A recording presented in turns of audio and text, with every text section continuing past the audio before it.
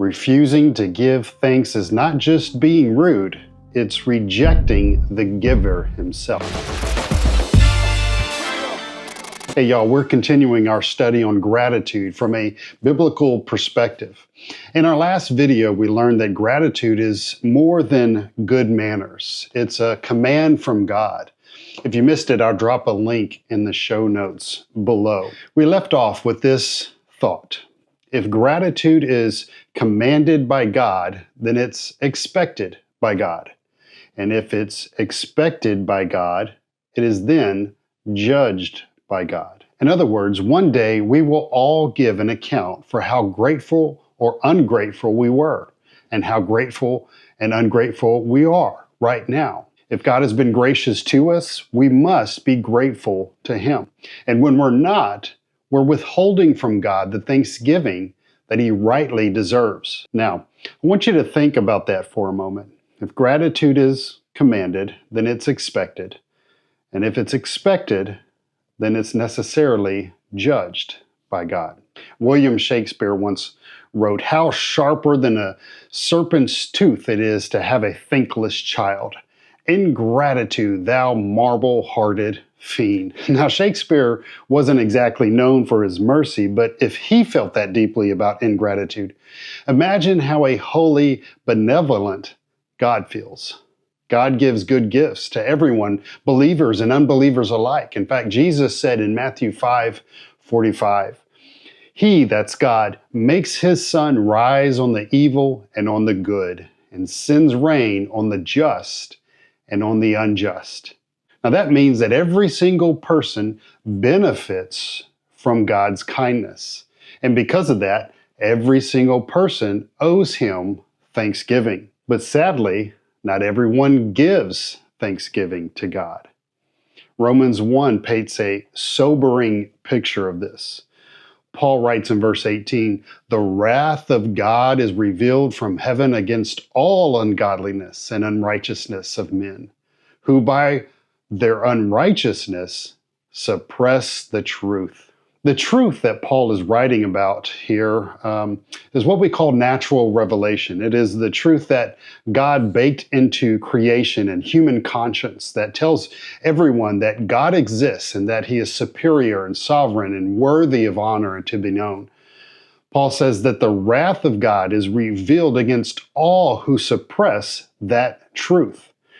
And then in verse 21, he says, "For although they knew God by creation and conscience, they did not honor Him as God or give thanks to Him." And then by verse 28, he says, "Since they did not see fit to acknowledge God, God gave them up to a debased mind to do what ought not to be done." Here's the tragic progression. Creation and conscience tell the truth about God. But if you suppress that truth, you remove God from the picture. And when God is removed from the picture, thanksgiving feels unnecessary. When thanksgiving feels unnecessary, gratitude is withheld. And then when gratitude is withheld, the wrath of God is unleashed. Gratitude is commanded. Ingratitude is judged. So let me ask you, are you taking gratitude seriously? Do you ever stop to rethink what it means to be thankful? If gratitude characterizes those who believe in God, then what does your level of gratitude say about your faith, according to Ephesians 5:17-20? Does your life overflow with thanksgiving, according to Colossians 2:6-7? Do you speak often of the benefits of God that are poured into your life, according to Psalms 105, verse 1?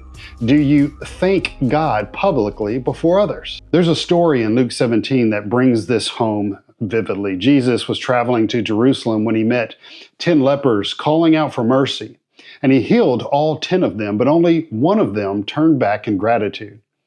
Let me read it to you. Luke 17, verses 11-19. On the way to Jerusalem, He was passing, that's Jesus, passing along between Samaria and Galilee. As He entered a village, He was met by 10 lepers who stood at a distance and lifted up their voices, saying, "Jesus, Master, have mercy on us." In ancient times, those with leprosy were examined by the Jewish priests, and if leprosy was found in them, the priests would have them removed from the village to prevent it from spreading. So lepers dwelled outside the village, isolated from the community and living as beggars. And when these 10 lepers saw Jesus, they cried out for mercy. They were essentially begging for healing. The story continues in Luke 17, verse 14. When he, that's Jesus, saw them, he said to them, "Go and show yourselves to the priests." And as they went, they were cleansed. Then one of them, when he saw he was healed, turned back, praising God with a loud voice. And he fell on his face at Jesus' feet, giving him thanks. Now he was a Samaritan. Then Jesus answered, "Were not 10 cleansed? Where are all the other 9? And was no one found to return and give praise to God except this one foreigner?" So Jesus healed all 10 lepers and sends them back to the priest to be re-examined and to be welcomed into the community. But instead of 10 showing Jesus appreciation, only one did. And what Jesus says about this one is telling. Verse 19, and he, that's Jesus, said to him, "Rise and go your way. Your faith has made you well." So, 10 were healed, but only one was truly made whole.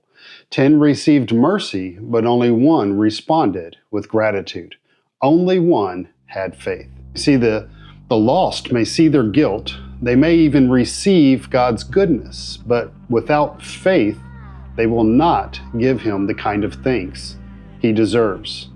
Only those who truly believe can be truly grateful.